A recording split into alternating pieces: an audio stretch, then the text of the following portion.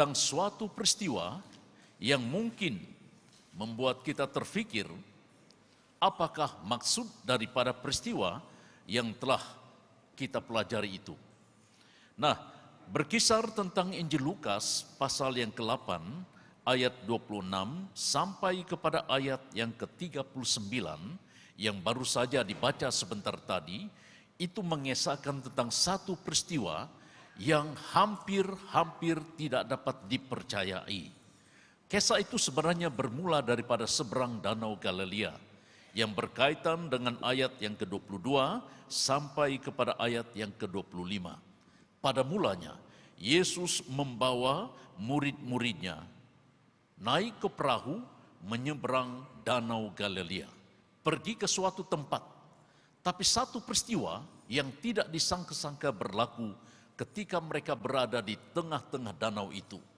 Badai tofan melanda danau itu dan perahu mereka terombang-ambing dan mereka sangat ketakutan. Murid-muridnya tidak punya pilihan lain selain berteriak datang kepada Yesus dan mereka berkata, "Guru, Guru, kita binasa." Bukan mereka berkata, "Guru, selamatkanlah kami." Tidak. Tapi mereka menyatakan suatu keadaan yang tidak terkawal dan tidak dapat dihadapi. Mereka memutuskan untuk memberitahukannya kepada Yesus. "Guru, kita binasa." Maksudnya akan mati tenggelam karena badai yang begitu kuat sekali. Dan tidak ada jalan lain untuk menyelamatkan diri. Tetapi puji Tuhan, dalam keadaan yang sulit dihadapi itu, mereka datang kepada Yesus. Mereka memberitahu keadaan yang sebenar, bahwa mereka tidak mampu menghadapi situasi itu. Dan Yesus pada akhirnya berkata kepada situasi yang melanda keadaan mereka. Yesus menghardik angin dan air yang mengamuk itu. Dan angin serta air itu pun reda dan danau itu menjadi tenang. Saudara sekalian, kejadian ini sebenarnya adalah suatu persiapan bagi para murid-murid Tuhan Yesus untuk menghadapi situasi di seberang danau sebelum mereka sampai di tanah Gadara. Nah, coba kita perhatikan. Ketika mereka berhadapan dengan badai yang begitu kuat, yang tidak terkuasai dan tidak terkawal, mereka melihat kata-kata dan tindakan Yesus. Mereka mendengar dan mereka melihat reaksi Yesus yang menghardik. Menghardik itu separuh berteriak. Bahkan boleh diterjemahkan meneriakkan suasana itu untuk diam dan segera diam. Keadaan murid-murid Tuhan Yesus ketika menghadapi situasi itu, pada akhirnya tenang. Dalam situasi yang tenang itulah, dalam pemikiran yang tenang, Yesus berkata kepada mereka, "Di manakah kepercayaanmu?" Dengan kata yang lain, di manakah imanmu ketika berhadapan dengan situasi yang tak terkendali, masalah yang begitu besar yang mengalamatkan diri mereka itu binasa. Di manakah imanmu? Maka takutlah mereka dan heran. Lalu mereka bertanya, siapa gerangan orang ini sehingga ia memberi perintah kepada angin dan air dan mereka taat kepadanya? Siapakah Yesus? Pada waktu itu mereka mempersoalkan, siapakah dia sebenarnya? Itu merupakan suatu situasi persiapan bagi murid-murid Yesus untuk menghadapi peristiwa yang nanti akan mereka lihat di seberang danau itu. Nah, saudara sekalian, setelah ayat ini dibaca, ayat 26 sampai ayat yang ke-39, satu peristiwa yang lagi besar, yang tidak dapat diterima oleh akal sehat, yang disaksikan oleh murid-murid Yesus. Apakah peristiwa itu? Ayat 26 mengubah situasi dan menambah situasi itu. Lalu mendaratlah Yesus dan murid-muridnya di tanah orang Gerasa yang terletak di seberang Galilea. Dulu pernah kita pelajari bahwa Danau Galilea memuatkan 1001 macam peristiwa pelayanan Yesus. Di sekitar danau itulah ada banyak perkara yang Yesus lakukan hanya untuk bertujuan mendidik para murid-muridnya, memperlihatkan kepada orang ramai betapa Tuhan berkuasa berbanding roh jahat. Ketika mereka mendarat di seberang danau itu, di tanah orang Gerasa, setelah Yesus naik ke darat, datanglah seorang laki-laki dari kota itu menemui dia. Bukan perempuan, tapi laki-laki. Menemui Yesus. Orang itu dirasuk oleh setan-setan dan sudah lama tidak berpakaian dan tidak tinggal dalam rumah, tapi dalam perkuburan. Tema kita pada pagi hari ini sebenarnya masih di bawah menjadi serupa dengan Kristus. Dalam konteks ayat ini kita belajar apa yang Yesus lakukan. Ada apa pada Yesus ketika berhadapan dengan situasi yang sangat tidak masuk akal ini. Apa yang Yesus lakukan? Dan apa pula yang harus kita contohi daripada pribadi Yesus ketika dia berhadapan dengan roh jahat. Dengan kata yang lain, berhadapan dengan perbuatan-perbuatan iblis atau setan-setan. Yang pertama, ciri khas orang yang kerasukan. Yang nantinya Yesus melepaskan orang ini daripada ikatan roh jahat. Ciri khas orang yang dirasuk oleh setan ini pada ayat yang berikutnya berkata, ayat 27b, orang itu dirasuki oleh setan-setan dan sudah lama ia tidak berpakaian. Anda pernah melihat orang yang tidak berpakaian? Atau lebih tepat dan lebih dekat, siapa di antara kita yang datang dalam ibadah raya minggu ini tidak berpakaian? Sudah tentu tidak ada. Kecuali kalau Anda masuk ke kamar seorang diri, Anda melepaskan semua pakaian Anda. Pertanyaan kita, untuk apa? Pakaian adalah sebagai suatu tanda dan suatu benda yang sangat diperlukan oleh manusia untuk perlindungan diri kita daripada cuaca yang dingin, daripada penglihatan orang dan tanggapan orang supaya kita sebenarnya ini waras. Tapi coba kalau salah seorang di antara kita berjalan di tengah-tengah dan mengelilingi ruangan ini dengan tidak berpakaian. Dia orang dewasa. Apa yang ada dalam pikiran kita? Memang orang ini something wrong, sesuatu yang kurang. Dan dalam Alkitab berbicara, seorang ini berhadapan dengan Yesus tidak berpakaian dan sudah tentu memalukan. Karena orang ini tidak tahu malu. Mengapa? Karena roh jahat bekerja dalam hati, bahkan dalam diri orang itu, dan merosakkan pemikirannya dan kehidupannya tidak waras. Ia tidak berpakaian. Ciri khas yang pertama, iblis memperlakukan manusia seperti ini. Hidupnya tidak waras.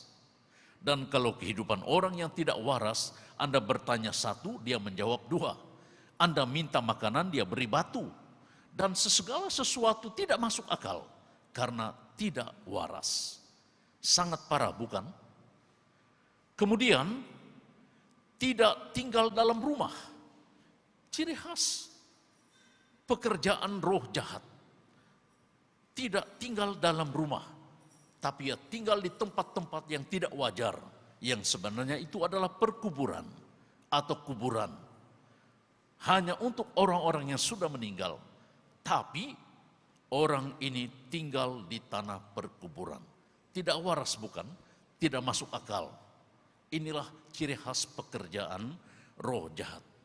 Mungkin kita berpikir peristiwa itu berlaku pada waktu itu. Dan dalam konteks kita tidak akan berlaku. Memang secara fisik tidak berlaku, tetapi secara rohani selalu berlaku. Iblis menyerang manusia, dan salah satu hal yang diserang oleh manusia adalah, oleh iblis kepada manusia adalah akal. Sehingga kita tidak memiliki akal sehat.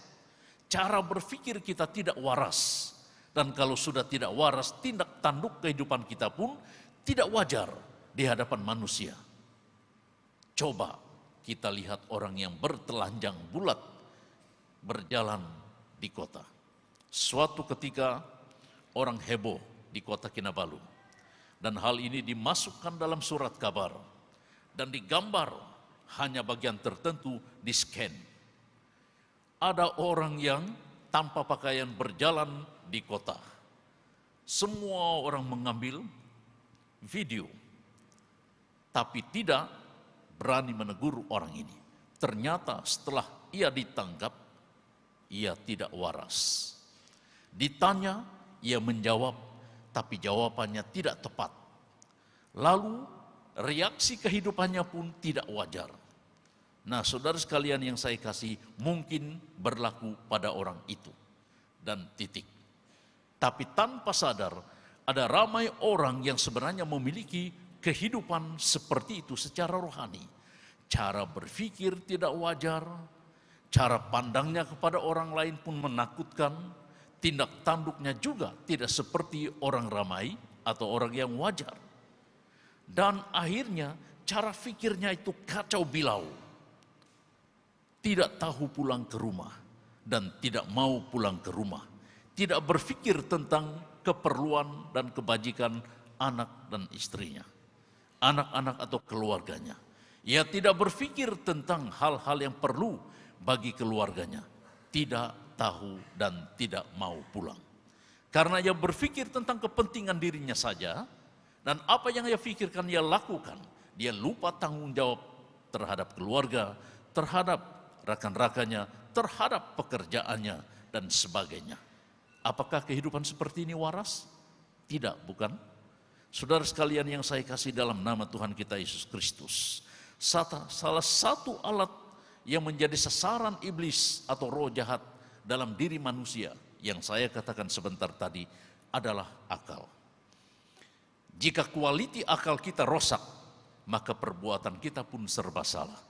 Sebab itu saudara sekalian yang saya kasih dalam nama Tuhan Yesus, selama kita masih hidup sebagai manusia yang waras, isilah akalmu, pengetahuanmu tentang hal-hal yang membina, membangun dan menolong orang lain.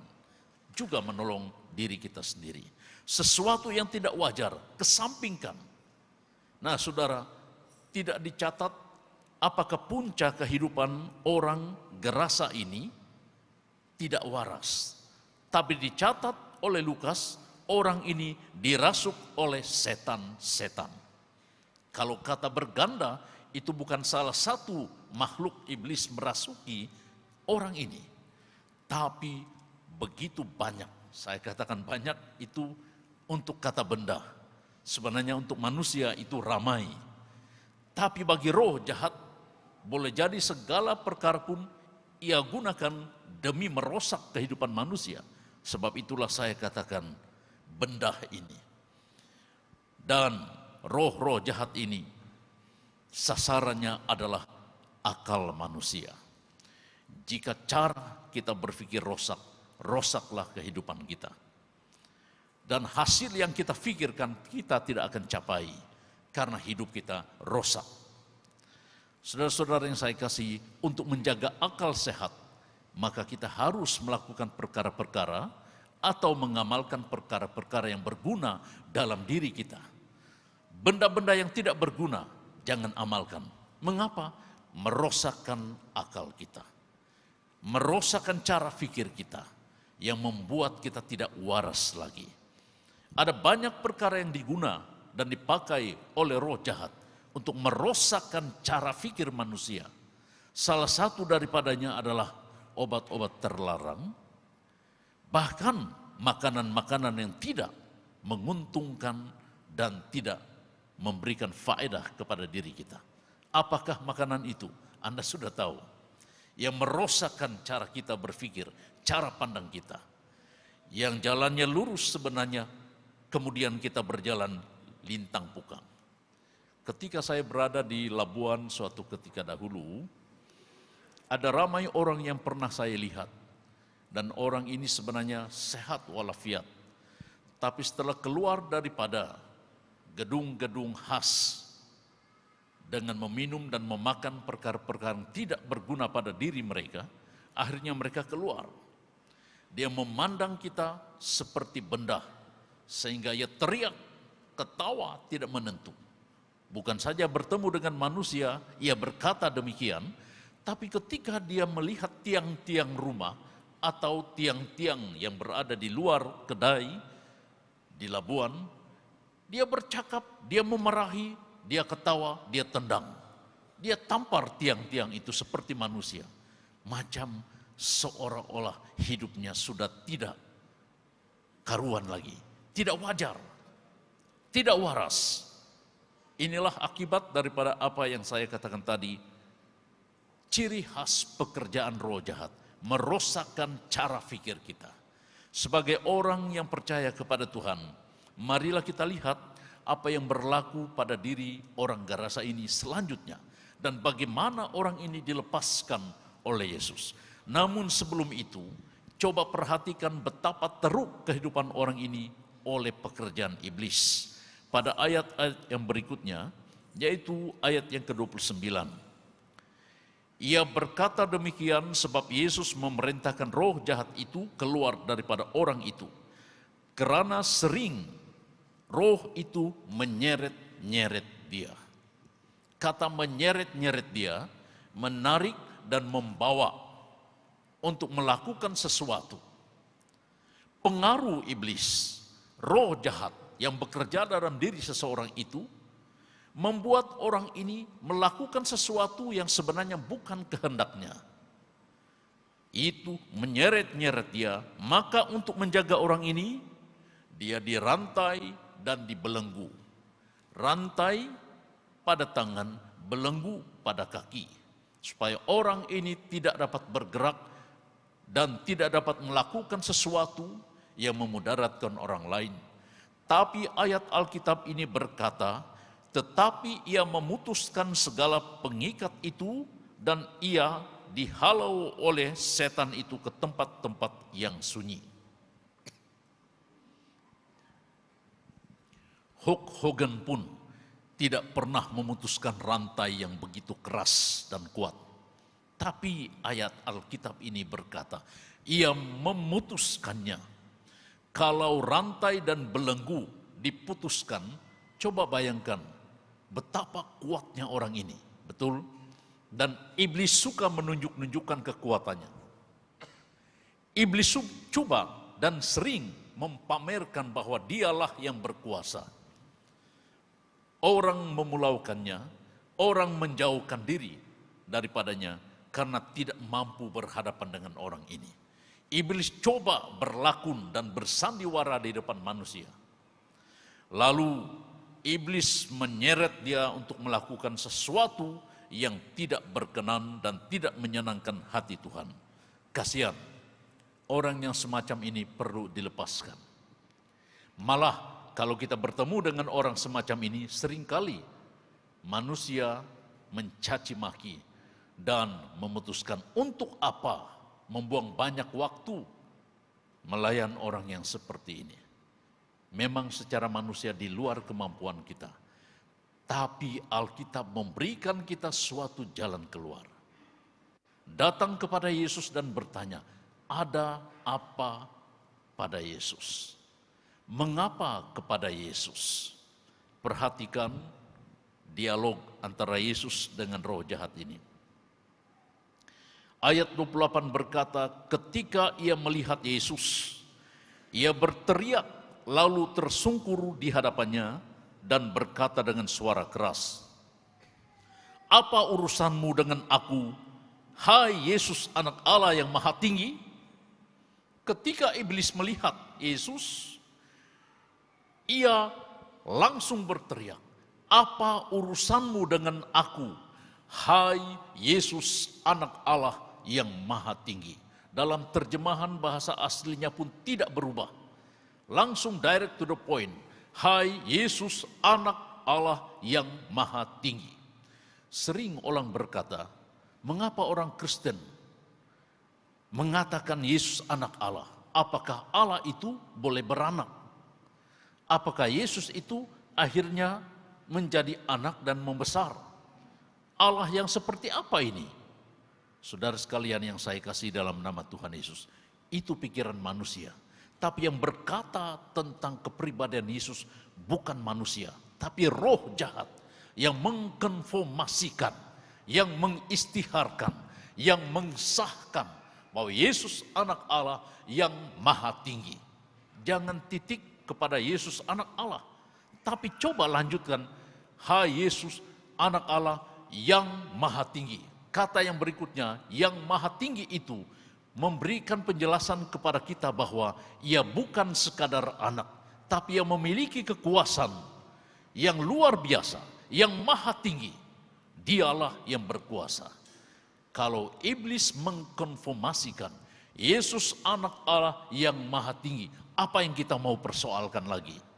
Mengapa manusia mencari-cari dan mempersoalkan bahwa oh itu kata-kata rekaan? Mohon maaf, Alkitab menjelaskan kepada kita, iblis sendiri mengkonfirmasikan Yesus anak Allah yang maha tinggi. Ada banyak pernyataan dalam Alkitab yang mengkonfirmasikan Yesus adalah anak Allah yang maha tinggi. Ketika ia dibaptis di sungai Yordan oleh Yohanes Pembaptis, maka hinggaplah burung merpati, Roh Kudus dalam bentuk burung merpati ke bahunya, dan kedengaranlah suara dari atas, inilah anakku yang kukasihi, kepadanyalah aku berkenaan. Pernyataan atau konfirmasi ini bukan lagi datang daripada mulut iblis, tapi mulut Allah sendiri. Inilah anak yang kukasihi, kepadanyalah aku berkenaan. Siapa kita mempersoalkan kepribadian Yesus? Dalam konteks ayat ini kita melihat betapa besarnya kuasa Yesus ketika dia menghardik angin, ketika dia mengusir roh jahat. Nah, Yesus bertanya kepada roh jahat itu, siapakah namamu? Pada ayat yang ke-30. Iblis itu bersandiwara. Dia meminjam suatu istilah yang diagung-agungkan dan ditakuti oleh orang-orang ketika itu dengan menyebut legion. Anda tahu apa itu legion? Legion itu adalah nama pasukan tentara Romawi yang dianggotai satu batalion paling kurang 2.000 anggota, dan ada beberapa penafsir yang berkata mungkin 4.000 hingga 6.000 anggota satu batalion legion. Ini menjelaskan kepada kita bahwa iblis dengan tipu muslihatnya, dengan mengagungkan dirinya, dialah pasukan yang terkuat, legion. Karena pada kata itu ribuan makhluk iblis merasuki orang gerasa ini. Betapa teruk, sehingga itu jangan kita heran kalau rantai diputuskannya, belenggu dibukanya. Kekuatan yang luar biasa ini tidak masuk akal. Tapi meskipun demikian, iblis tidak dapat menipu Yesus anak Allah yang maha tinggi itu. Mengapa? Walaupun ia meminjam kata legion, pasukan yang digeruni pada masa itu. Kalau Anda mau menelusuri peristiwa kekuatan tentara pada masa itu, pada zaman itu, dalam Empire Romawi, sebenarnya mereka meniru pasukan tentara yang pernah dianggotai atau dipimpin oleh Alexander the Great dalam dunia Hellenisme, dunia Yunani suatu ketika dahulu, yang pernah ia menawan separuh daripada dunia ini menjadi dunia Hellenisme, dunia Yunani. Dari utara Afrika, seluruh tanah Arab, sampai bagian barat India, dan bagian Rusia, serta Eropa menjadi jajahan Yunani ketika itu. Kini ia mengambil alih tampuk pemerintahan dalam konteks ayat ini adalah tentara Romawi. Tentara yang sangat digeruni oleh dunia pada waktu itu, legion. Tetapi pada istilah legion ini pun mereka pada akhirnya gentar kepada Yesus. Karena orang ini yang dirasuki oleh iblis, makhluk-makhluk iblis, pada akhirnya mengakui siapa Yesus. Maka setan-setan itu memohon kepada Yesus supaya jangan Yesus memerintahkan mereka masuk ke dalam jurang maut, tapi mereka memohon suatu perkara. Dan pohonan mereka ini pun hanya untuk memperlihatkan bagaimanakah reaksi iblis ini melakukan baik benda, baik manusia, baik apapun setelah mereka keluar daripada orang ini. Masih juga memperlihatkan kekuasaan mereka. Jadi saudara sekalian yang saya kasih dalam nama Tuhan, yang jelas ketika roh jahat merasuki seseorang, cara fikirnya tidak waras. Yang tadi saya katakan, tidak berpakaian, tidak pulang ke rumah. Apakah perkara ini berlaku pada zaman kita? Sering dan selalu. Malah banyak perkara orang-orang tidak mau berpakaian, bahkan tidak pulang rumah, melupakan keluarganya. Saudara, hati-hati, inilah ciri khas pekerjaan iblis tanpa sadar. Kita diperalatkan olehnya. Kalau hal ini berlaku dalam diri kita, cepat datang kepada Yesus. Dia adalah anak Allah yang maha tinggi dan digeruni oleh roh-roh jahat ini. Dan roh jahat ini hanya memohon kepada Yesus. Hal yang kedua, untuk keluar daripada orang ini. Untuk keluar daripada orang ini, iblis memohon kepada Yesus. Perintahkanlah kami keluar, dan di situ ada kawanan babi. Kemudian mereka merasuki babi-babi itu, dan babi-babi ini terjun ke jurang dan mati. Ciri khas yang kedua, pekerjaan iblis adalah kematian. Akhir daripada reaksi iblis, perbuatan iblis terhadap manusia adalah kematian. Ada dua bentuk kematian di sini. Kematian rohani dan kematian jasmani. Iblis berusaha untuk merusak cara pikir manusia, menjauhkan persekutuannya dengan Tuhan dan merosakkan persekutuan ini dalam bentuk memporak-porandakan kekeluargaan, baik di dalam suatu persekutuan, baik dalam satu institusi keluarga. Ia merosakkan dan mematikan kerohanian seseorang. Kedua, berakhir dengan kematian fisikal. Apa yang dilakukan oleh iblis pada kawanan babi-babi ini sebenarnya hanya mempamerkan reaksi akhir setelah mereka keluar. Dan ini menakutkan orang ramai. Saudara-saudara yang saya kasihi, daripada teks yang kita baca ini, kita membaca iblis merasuki babi-babi. Kemudian ada suatu golongan yang mengatakan, nah itu sebabnya kita tidak diperbolehkan makan babi. Itu haram katanya. Sebab iblis merasuki babi. Saudara, kita harus berpikir waras. Berpikir panjang. Berpikir tentang sinario perkara atau peristiwa yang berlaku.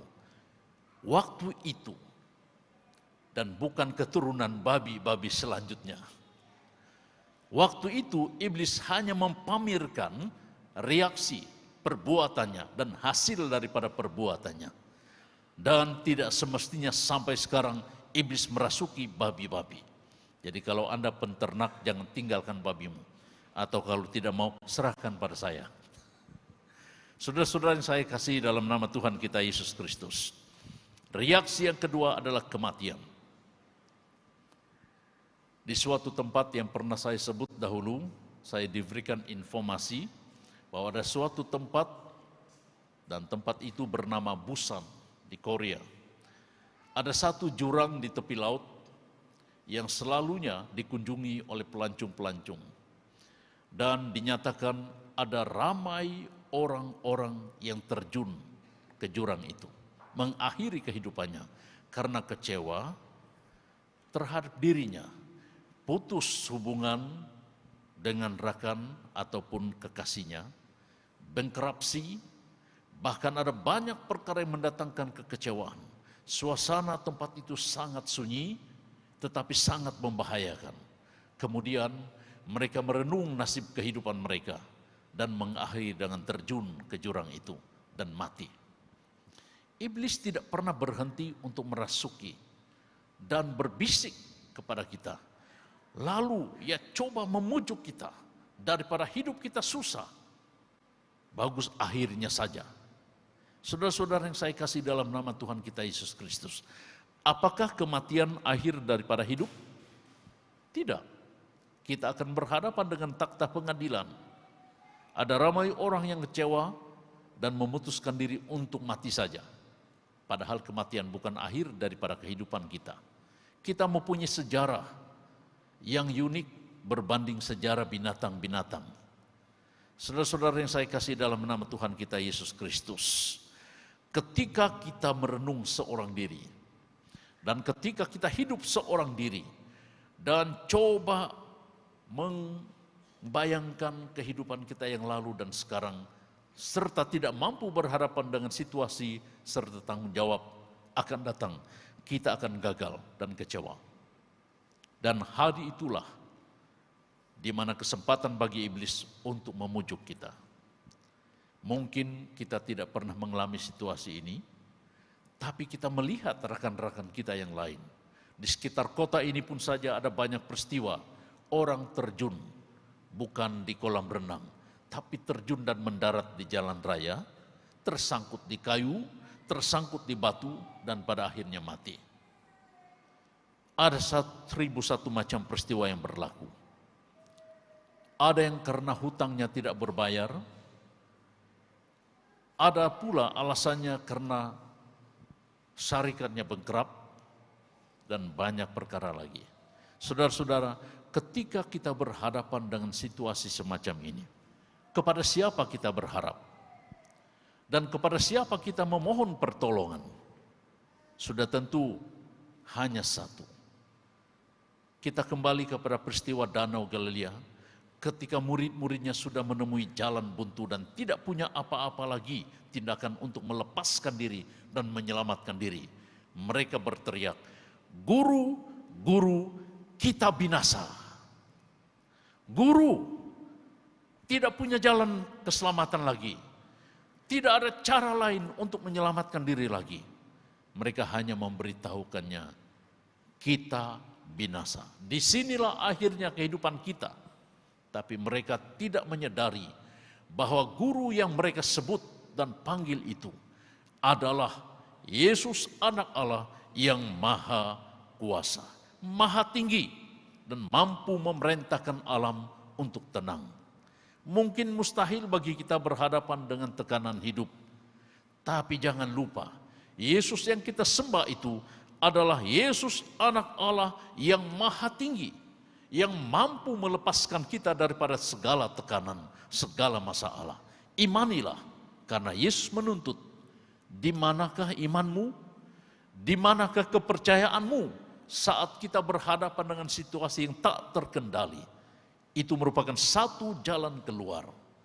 Ketika Yesus berhadapan dengan roh-roh jahat ini, ia hanya menghardik, apakah masalahmu terlalu besar berbanding Yesus yang kita sembah? Seorang ahli teolog pernah berkata, sebagai orang yang percaya kita harus melihat Yesus lebih besar daripada masalah kita. Karena kalau kita melihat masalah kita besar daripada yang kita imani, kita akan kalah. Tapi jika engkau memandang Yesus lebih besar daripada segala persoalan hidup, maka engkau akan menang. Amin. Itulah yang dikatakan iman. Dan yang ketiga, daripada teks ini, kita mempelajari sesuatu yang luar biasa.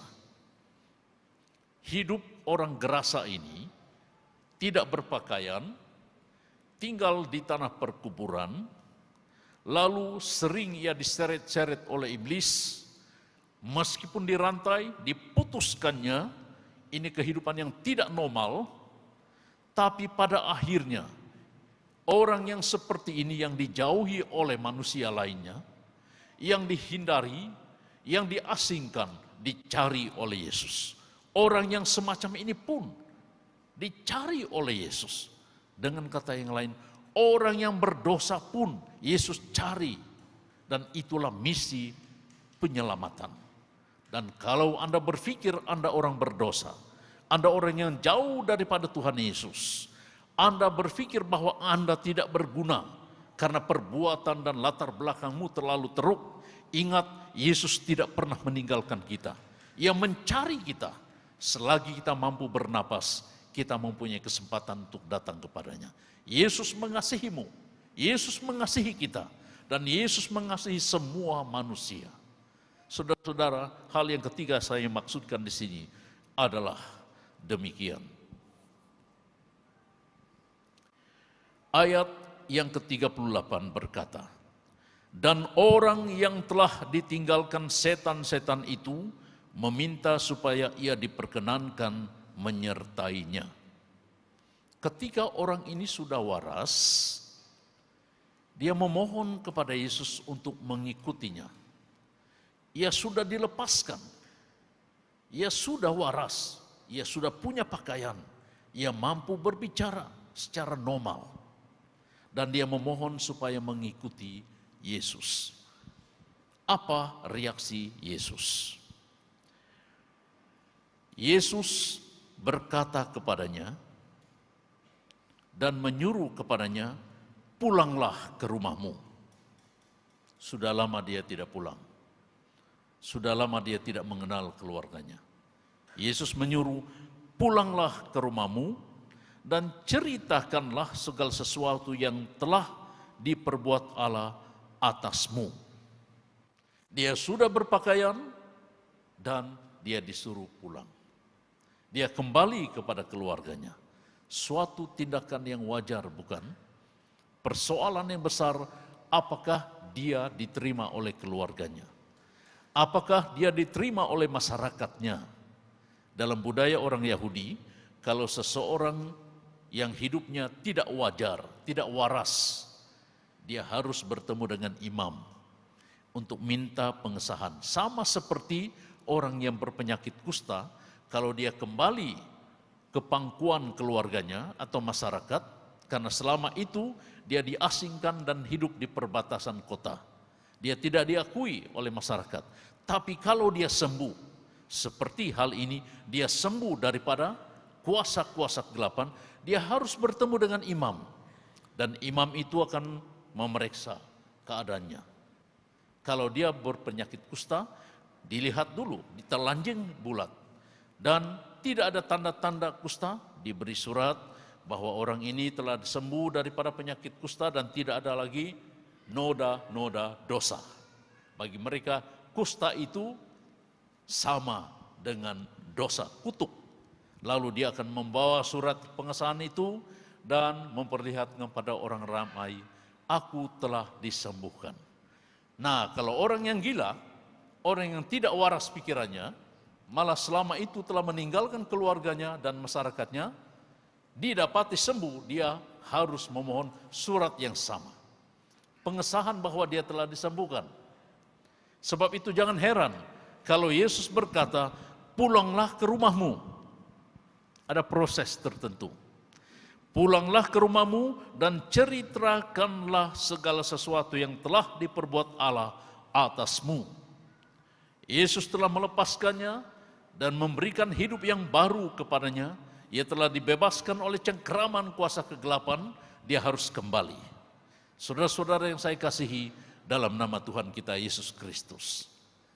Kembali. Kenapa Yesus tidak menerima orang ini menyertainya?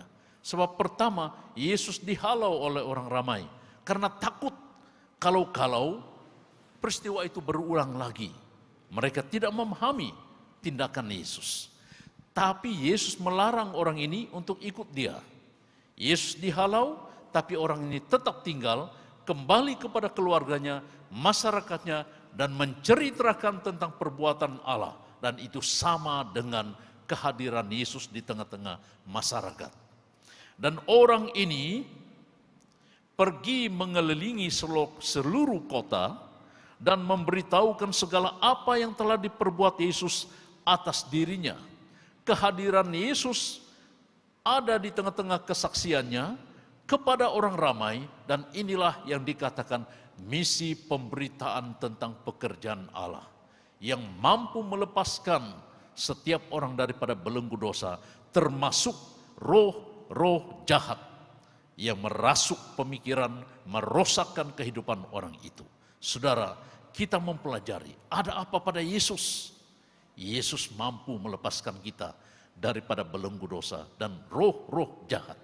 Kalau selama ini pikiran kita kacau bilau, tertekan, dan kita bingung, keliru terhadap apa yang harus kita lakukan. Ingat, Anda berada dalam satu bisikan yang dikatakan dalam Alkitab, iblis mengheret-heret, mencari peluang yang baik untuk kita, supaya kita menjauhkan diri daripada Yesus.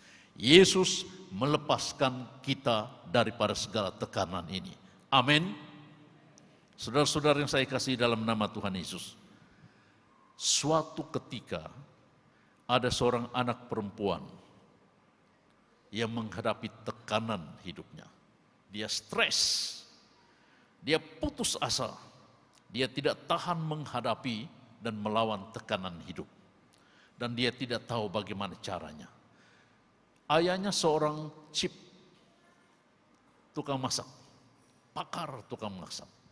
Jadi anak ini menceritakan tekanan hidupnya kepada ayahnya. Dan anak ini menangis. Dia tidak tahu apa yang harus dia lakukan. Ayahnya hanya melihat kepakaran ayahnya masak-masak. Lalu dibawanyalah 3 periuk. Ini kan seorang ayah.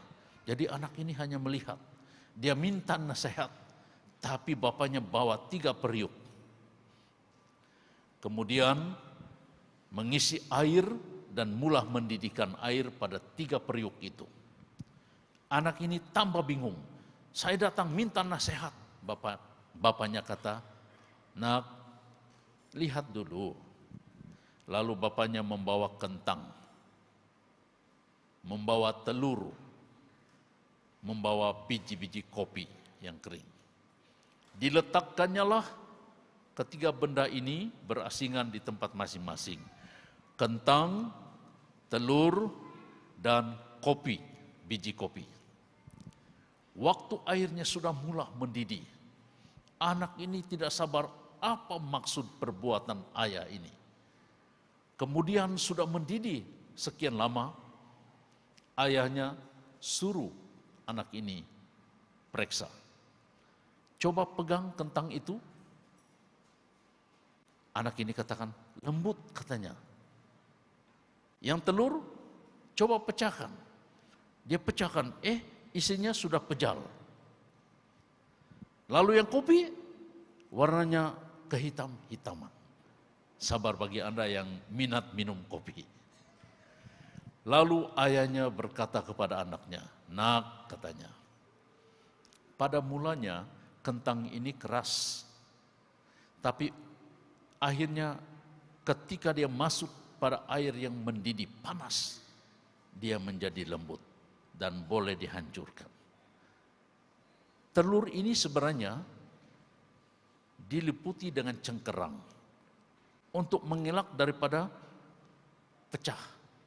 Dan kita tahu cairan dalam telur ini mudah mengalir kalau pecah, kata ayahnya. Tapi ketika dimasukkan dalam air yang panas, akhirnya dia pejal. Dia tidak cair lagi, dia pejal. Lalu yang ketiga, biji kopi. Nak, katanya, biji kopi ketika dimasukkan dalam air yang panas, biji kopi tetap dengan bentuknya. Air mendidih begitu panas, biji kopi tetap dengan bentuknya. Tapi yang lainnya, air itu berubah menjadi hitam. Yang berubah bukan kopi, tapi air. Bandingkan waktu kentang direndam dalam air yang panas, air itu panas sekali. Dia boleh menguasai dan mengubah kentang itu menjadi lembut. Telur yang mempertahankan cairan di dalam. Akhirnya dengan air yang panas, ia menjadi pejal. Tapi kopi setelah dimasak katanya, kopi tetap kopi. Tapi yang berubah air itu. Sepanas manapun air itu, kopi yang mempengaruhi air itu menjadi hitam. Apakah moral dibalik daripada yang dilakukan oleh ayah ini? Saudara-saudara, dalam kehidupan kita dikelilingi oleh air yang panas. Kita mungkin boleh berteriak karena tidak tahan. Himpitan itu dan sebagainya, tekanan itu dan ini. Ia mengubah kehidupan kita menjadi stres jika kita tidak mampu menghadapinya. Dan memang pun kita tidak mampu menghadapinya. Karena kita manusia yang bersifat terbatas. Dari keterbatasan kita itulah kita memerlukan kehadiran Tuhan dalam hidup kita. Sehingga pada akhirnya panas sekalipun, besar sekalipun tekanan dalam kehidupan kita, yang diwar-warkan, dijadikan alat iblis untuk merosakkan cara pikir kita. Bagi orang yang tetap di dalam Yesus Kristus, akan mampu mengubah situasi itu. Di manakah Anda? Apakah Anda ubi kentang? Apakah Anda telur? Atau apakah Anda kopi yang mampu mengubah sepanas manapun air itu?